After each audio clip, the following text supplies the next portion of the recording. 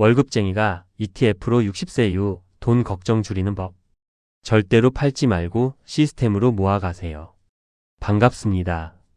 미국 주식으로 경제적 독립하기 미주 공방 여소장입니다. 여러분, 이런 생각 해보신 적 있으시죠? 나는 매달 열심히 일하는데 왜 통장 잔고는 항상 제자리일까? 월급날은 분명히 기분 좋은데 카드값, 관리비, 보험료, 대출이자 빠져나가면 왜 다시 빈 통장이 될까? 나는 60살이 되면 돈 걱정 없이 살 수 있을까? 저도 한때 그랬습니다. 월급날 잠깐 행복하고 며칠 지나면 다시 다음 월급을 기다리는 삶. 이게 직장인의 숙명인 줄 알았습니다. 그런데 오늘 저는 이 패턴을 깨는 방법을 말씀드리겠습니다. 핵심은 어렵지 않습니다. 바로 ETF입니다. 주식을 한 번도 해보지 않았어도 괜찮습니다. 차트를 몰라도 괜찮습니다. 매일 시장을 들여다볼 시간이 없어도 괜찮습니다. 오늘 핵심은 딱 하나입니다. 좋은 ETF를 사고 자동으로 모으고 절대로 쉽게 팔지 않는 것. 이 단순한 원칙이 10년 뒤, 20년 뒤, 30년 뒤 여러분의 삶을 완전히 바꿀 수 있습니다. 1. 왜 ETF인가? ETF는 쉽게 말하면 주식 바구니입니다. 개별 종목 하나를 사는 것이 아니라 여러 기업을 한 번에 담는 투자 상품입니다. 예를 들어 S&P 500 ETF를 사면 미국 대표 500개 기업에 한 번에 투자하는 겁니다. 애플, 마이크로소프트, 엔비디아, 아마존, 구글 같은 기업들이 그 안에 들어 있습니다. 나스닥 100 ETF를 사면 미국의 대표 기술주 100개를 한 번에 담는 구조입니다. 개별 주식은 한 회사가 흔들리면 계좌가 크게 흔들릴 수 있습니다. 하지만 ETF는 다릅니다. 한 기업이 부진해도 다른 기업들이 받쳐줍니다. 그래서 ETF는 초보자에게도 직장인에게도 은퇴 준비자에게도 가장 현실적인 투자 도구입니다. 여소장이 한마디로 정리하면 이렇습니다. 개별 주식은 선수 한 명을 고르는 것이고 ETF는 우승 가능성이 높은 팀 전체를 사는 겁니다. 2. 월급쟁이가 봐야 할 ETF 3가지 축. 월급쟁이 ETF 투자는 복잡하게 갈 필요 없습니다. 크게 3가지 축만 보시면 됩니다. 첫 번째, 미국 시장 전체를 담는 S&P 500 ETF입니다. 이게 기본입니다. 미국 시장은 지난 100년 동안 대공황, 블랙먼데이, 닷컴 버블, 금융위기, 코로나, 폭락까지 수많은 위기를 겪었습니다. 그때마다 사람들은 말했습니다. 이제 끝났다. 하지만 시장은 결국 다시 살아났고 장기적으로 최고점을 다시 경신했습니다. 그래서 S&P 500 ETF는 월급쟁이 장기 투자에서 가장 기본이 되는 자산입니다. 두 번째, 나스닥 100 ETF입니다. 나스닥 100은 기술주 중심입니다. 애플, 마이크로소프트, 엔비디아, 아마존, 메타, 구글 같은 미래성장 기업들이 중심입니다. S&P 500보다 변동성은 큽니다. 많이 오를 때는 더 많이 오르고 떨어질 때도 더 크게 떨어집니다. 그래서 30대, 40대처럼 시간이 많은 분들은 나스닥 비중을 어느 정도 가져가도 됩니다. 시간이 있으면 회복을 기다릴 수 있기 때문입니다. 세 번째, 배당 ETF와 국내 고배당 ETF입니다. 은퇴가 가까워질수록 중요한 것은 단순한 수익률이 아니라 현금 흐름입니다. 매달 또는 매분기 배당금이 들어오면 시장이 흔들려도 버틸 힘이 생깁니다. 특히 은퇴 이후에는 주식을 팔아서 생활비를 쓰는 것보다 배당금으로 생활비 일부를 충당하는 구조가 훨씬 안정적입니다. 3. 고점 걱정을 없애는 방법, 적립식 투자. 여러분이 가장 많이 하시는 질문이 있습니다. 여소장님, 지금 너무 오른 거 아닌가요? 지금 사면 고점에 물리는 거 아닌가요? 맞습니다. 이 걱정 때문에 대부분 시작을 못합니다. 그런데 이 문제를 해결하는 방법이 있습니다. 바로 적립식 투자, 영어로는 DCA, 달러 코스트 에버리징입니다. 매달 같은 날, 같은 금액으로 ETF를 사는 겁니다. 예를 들어 매달 50만원씩 ETF를 삽니다. ETF 가격이 10만원이면 5주를 사고 가격이 5만원으로 떨어지면 10주를 삽니다. 가격이 떨어질수록 더 많은 수량을 사게 됩니다. 이게 중요합니다. 투자는 가격을 맞히는 게임이 아닙니다. 수량을 모으는 게임입니다. 주가가 떨어졌을 때 무서워서 못 사겠다면 자동 매수를 걸어두면 됩니다. 급여일 다음날 자동으로 ETF가 매수되게 설정하는 겁니다. 내 감정이 흔들려도 시스템은 흔들리지 않습니다. 여소장 한 줄입니다. 부자는 의지가 강한 사람이 아니라 시스템을 먼저 만들어둔 사람입니다. 4. 계좌가 수익률을 바꾼다. 연금저축, IRP, ISA. ETF를 어디에 담느냐도 중요합니다. 같은 ETF를 사도 일반 계좌에 담느냐, 절세 계좌에 담느냐에 따라 장기 결과가 달라집니다. 먼저 연금저축펀드입니다. 연금저축은 노후 자금을 만들기 위한 대표 계좌입니다. 세액 공제 혜택이 있고 장기 투자에 적합합니다. 다음은 IRP, 개인형 퇴직연금입니다. IRP도 세액 공제 혜택이 큽니다. 다만 중도 해지에는 불이익이 있으니 정말 은퇴 자금으로 생각하고 넣어야 합니다. 세 번째는 ISA 계좌입니다. ISA는 배당과 이자, 매매 수익에 대해 세금 혜택을 받을 수 있는 계좌입니다.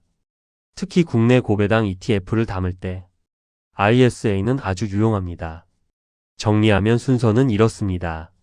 먼저 연금저축과 IRP로 세액 공제 한도를 채우고 그 다음 ISA를 활용하고 그 이후 여유 자금은 일반 계좌에서 투자하는 방식입니다.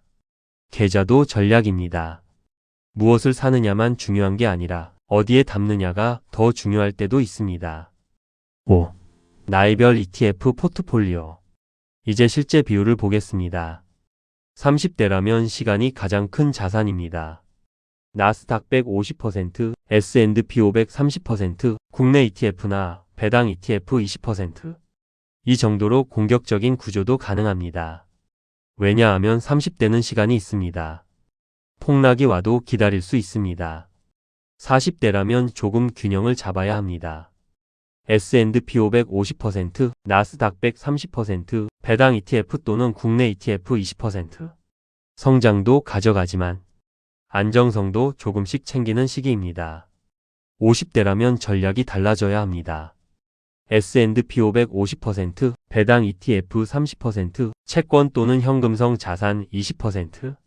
이때부터는 자산을 크게 불리는 것도 중요하지만 이미 모은 자산을 지키는 것이 더 중요합니다. 여소장이 늘 말씀드리죠.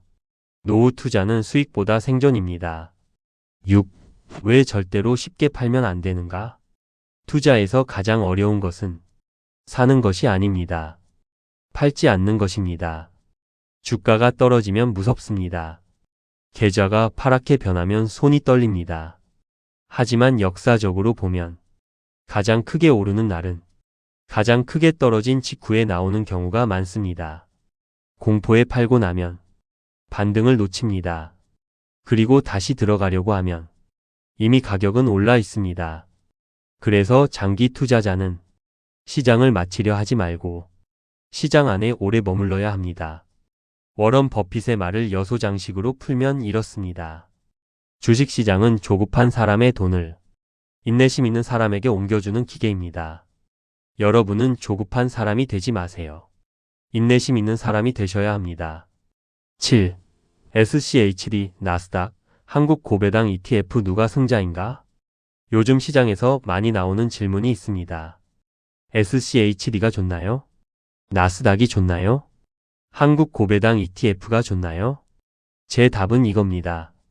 하나만 고르려고 하지 마세요. 투자는 축구팀과 같습니다. 공격수만 11명 세우면 이길 수 없습니다. 수비수만 있어도 이길 수 없습니다. 공격수, 미드필더, 수비수가 필요합니다. 여소장은 포트폴리오를 이렇게 봅니다. 공격수 50%는 S&P 500과 나스닥 100 같은 성장 자산입니다. 미드필더 30%는 SCHD, 국내 고배당 ETF, 배당 성장 ETF입니다. 수비수 20%는 채권, 현금, 단기 자금입니다. 이 구조가 바로 5대 3대 2 포트폴리오입니다. 성장할 때는 공격수가 돈을 벌어오고 시장이 흔들릴 때는 배당 ETF가 버팀목이 되고 폭락장이 오면 현금이 기회를 만들어 줍니다. 정답은 하나가 아닙니다. 정답은 구조입니다. 8. 국내 고배당 ETF가 중요한 이유. 최근 국내 고배당 ETF가 주목받고 있습니다. 이유는 세 가지입니다. 첫째, 주주환원 정책이 강화되고 있습니다. 둘째, 자사주 소각과 배당 확대가 중요한 흐름이 되고 있습니다. 셋째, 절세 계좌와 궁합이 좋습니다. 특히 ISA나 연금 계좌에서 국내 고배당 ETF를 모아가면 배당 소득세 과세 이연 효과를 활용할 수 있습니다. 배당금이 들어올 때마다 세금을 바로 내는 것이 아니라 계좌 안에서 다시 재투자할 수 있습니다. 이 차이가 10년, 20년 지나면 큽니다. 배당금 100만 원을 받아서 세금 떼고 84만 6천 원만 재투자하는 것과 100만 원 전부 재투자하는 것은 시간이 갈수록 격차가 커집니다. 복리는 작은 차이를 큰 차이로 만드는 기계입니다.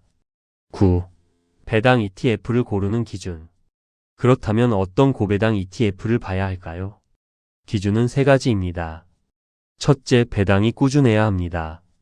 작년에 많이 줬는데 올해 줄어드는 기업만 담겨 있으면 좋은 배당 ETF라고 보기 어렵습니다. 둘째, 배당 성장성이 있어야 합니다. 지금 배당률만 높은 것이 아니라 앞으로 배당을 늘릴 수 있는 기업이 중요합니다. 셋째, 자사주 소각과 주주환원 정책을 보는 ETF가 좋습니다. 자사주를 소각하면 주식 수가 줄어들고 남은 주식의 가치가 올라갈 수 있습니다. 배당과 자사주 소각은 주주에게 돈이 돌아오는 대표적인 방법입니다.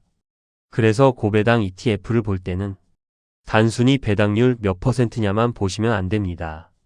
배당이 지속 가능한가, 기업이 돈을 잘 버는가, 주주환원을 실제로 하는가를 봐야 합니다. 10. 숫자로 보는 복리의 힘. 이제 숫자로 보겠습니다. 가정은 단순하게 하겠습니다. 연 6% 수익률로 배당을 전액 재투자한다고 해보겠습니다. 매달 100만 원씩 20년 투자하면 원금은 2억 4천만 원입니다. 하지만 복리로 굴러가면 자산은 약 4억 6천만 원 수준까지 커질 수 있습니다. 30년이면 더 커집니다. 원금은 3억 6천만 원이지만 자산은 약 10억 원 수준까지 갈 수 있습니다. 여기서 중요한 것은 수익률이 아니라 시간입니다. 처음 5년은 별 차이가 안 납니다. 10년이 지나면 조금 보입니다. 20년이 지나면 눈에 띕니다. 30년이 지나면 인생이 달라집니다. 복리는 초반에는 느립니다. 하지만 뒤로 갈수록 무섭게 빨라집니다. 그래서 투자는 하루라도 빨리 시작하는 사람이 유리합니다. 여소장 한 줄입니다. 부자는 큰 돈으로 시작한 사람이 아니라 일찍 시작해서 멈추지 않은 사람입니다. 11. 실패하는 투자자의 4가지 패턴. 첫 번째, 공포에 팔고 탐욕에 삽니다. 주가가 떨어지면 무서워서 팔고 오르면 더 오를 것 같아서 삽니다. 이러면 계속 비싸게 사고 싸게 파는 구조가 됩니다. 두 번째, 급등주와 테마주에 흔들립니다. ETF로 차근차근 모으다가 누가 이 종목 곧 2배 간다고 하면 갑자기 원칙을 버립니다. 30년 계획을 누군가의 말 한마디에 버리면 안 됩니다. 세 번째, 남과 비교합니다. 친구가 코인으로 돈 벌었다고 하면 내 ETF 투자가 초라해 보입니다. 하지만 남의 성공담은 들려도 남의 실패담은 잘 안 들립니다. 비교하지 마세요. 네 번째, 생활이 바뀌면 투자를 멈춥니다. 결혼, 출산, 이사, 대출, 직장 변화. 이럴 때마다 투자를 멈추면 복리도 멈춥니다. 50만 원이 부담되면 10만 원이라도 하세요. 중요한 건 금액이 아니라 끊기지 않는 습관입니다. 12. 지금 당장 할 일. 첫 번째, 계좌를 확인하세요. 연금저축, IRP, ISA가 없다면 만드는 것부터 시작하세요. 두 번째, 자동 매수를 설정하세요. 급여일 다음 날 정해진 금액으로 ETF가 자동 매수되게 하세요. 세 번째, 포트폴리오 비율을 정하세요. 예를 들어 기본형은 이렇게 볼 수 있습니다. 성장 ETF 50%, 배당 ETF 30%, 현금 채권 20%. 네 번째, 1년에 한 번만 점검하세요. 매일 보면 흔들립니다. 매일 보면 팔고 싶어집니다. 투자는 자주 보는 사람이 잘하는 게 아닙니다. 오래 버티는 사람이 이깁니다. 13. 절대로 하지 말아야 할 것. 빚내서 투자하지 마세요. ETF는 장기 우상향을 믿고 가는 상품입니다. 빚을 내면 단기 하락을 견디지 못합니다. 레버리지 ETF를 장기 보유하는 것도 조심해야 합니다. TQQQ, SOXL 같은 상품은 수익 가능성도 크지만 변동성도 매우 큽니다. 초보자나 은퇴 준비자에게 핵심 자산으로 적합하지 않습니다.